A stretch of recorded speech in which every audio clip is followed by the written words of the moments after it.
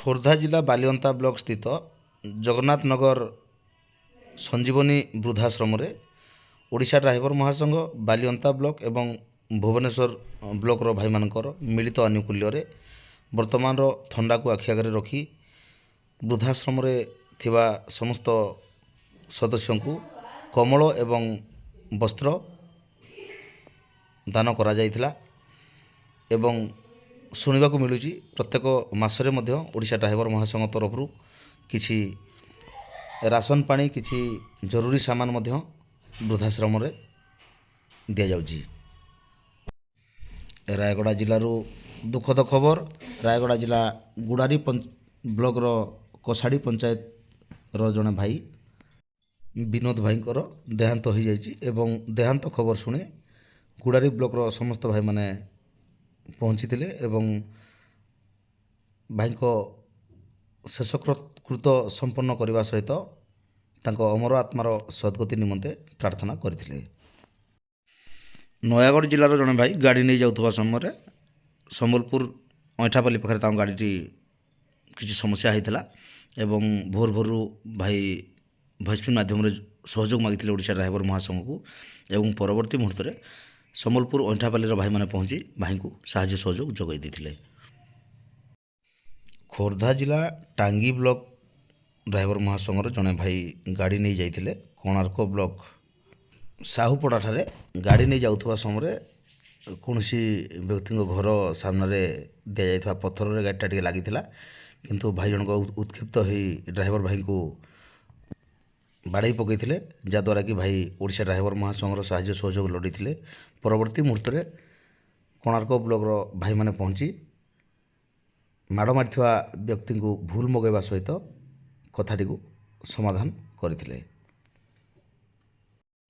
ମୟୂରଭଞ୍ଜ ଜିଲ୍ଲାର ଜଣେ ଭାଇ ଗାଡ଼ି ନେଇ ଯାଜପୁର ଜିଲ୍ଲା କୋରେଇ ବ୍ଲକ ଅଭିମୁଖେ ଯାଇଥିଲେ ଏବଂ କୋରେଇ ବ୍ଲକ ପାଖରେ ତାଙ୍କ ଗାଡ଼ିଟି କିଛି ସମସ୍ୟା ହୋଇଥିଲା ଏବଂ ସେ ଓଡ଼ିଶା ଡ୍ରାଇଭର ମହାସଂଘକୁ ସାହାଯ୍ୟ ସହଯୋଗ ମାଗିଥିଲେ।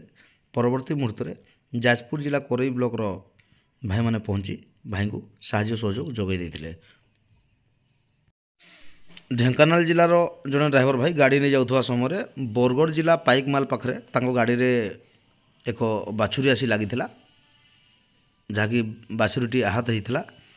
ସିଏ ଓଡ଼ିଶା ଡ୍ରାଇଭର ମହାସଂଘର ସହଯୋଗ ଲୋଡ଼ିଥିଲେ। ପରବର୍ତ୍ତୀ ମୁହୂର୍ତ୍ତରେ ଓଡ଼ିଶା ଡ୍ରାଇଭର ମହାସଂଘ ପାଇକମାଲ ବ୍ଲକର ଭାଇମାନେ ପଶୁ ଡାକ୍ତରଙ୍କୁ ନେଇ ପହଞ୍ଚିଥିଲେ ଏବଂ ବାଛୁରୀଟିର ଟ୍ରିଟମେଣ୍ଟ ମଧ୍ୟ ହୋଇଥିଲା।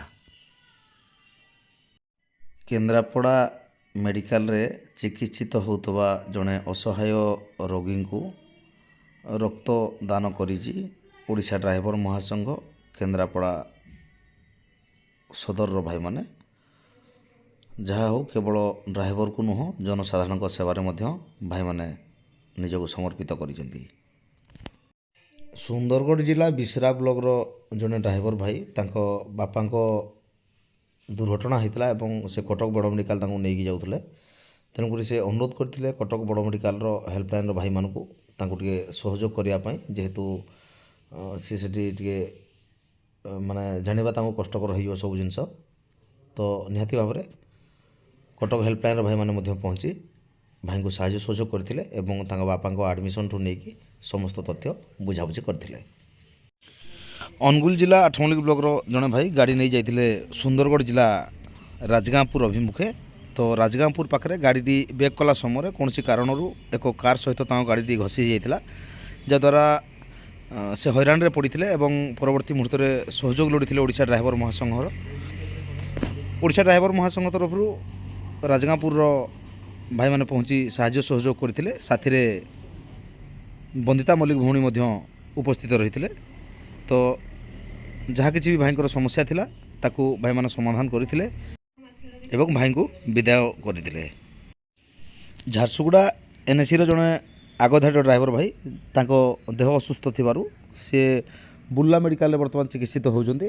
ତ ଝାରସୁଗୁଡ଼ା ଏନ୍ଏସି ତରଫରୁ ଅନୁରୋଧ କରାଯାଇଥିଲା ସମ୍ବଲପୁର ଜିଲ୍ଲା ଭାଇମାନଙ୍କୁ ଯେ ଭାଇଙ୍କୁ ଟିକେ ସାହାଯ୍ୟ ସହଯୋଗ କରିବେ, ମେଡ଼ିକାଲରେ ଯେକୌଣସି ସମସ୍ୟା ଆସିବ ତାକୁ ଟିକେ ସମାଧାନ କରିବେ ବା ଭାଇଙ୍କୁ ଟିକେ ସହାୟକ ହେବେ। ତେଣୁକରି ସମ୍ବଲପୁର ଜିଲ୍ଲା ଧନକଡ଼ା ବ୍ଲକର ଭାଇମାନେ ମଧ୍ୟ ପହଞ୍ଚିଥିଲେ ଏବଂ ଭାଇଙ୍କ ପାଖରେ ଏବଂ ଆଗାମୀ ସମୟରେ ଯାହା କିଛି ଭାଇଙ୍କର ଟେଷ୍ଟ ରହିବ ବା ଅଲ୍ଟ୍ରାସାଉଣ୍ଡ କରିବା ପାଇଁ ଭାଇ କଥା ହେଉଥିଲେ। ତ ଏ ସମସ୍ତ କାର୍ଯ୍ୟରେ ଆସନ୍ତାକାଲିଠାରୁ ଧନକୋଡ଼ା ବ୍ଲକର ଭାଇମାନେ ସହଯୋଗ କରିବେ ବା ବୁର୍ଲାର ଭାଇମାନେ ସହଯୋଗ କରିବେ ବୋଲି ଭାଇମାନେ କଥା ଦେଇଥିଲେ। ଡ୍ରାଇଭର ମହାସଂଘର ପ୍ରତିଦିନର ଟିକ୍ନିକ୍ ଖବର ପାଇବା ପାଇଁ ମହାସଂଘ ଅପଡେଟ୍ ଚ୍ୟାନେଲକୁ ସବସ୍କ୍ରାଇବ୍ କରିବାକୁ ଅନୁରୋଧ।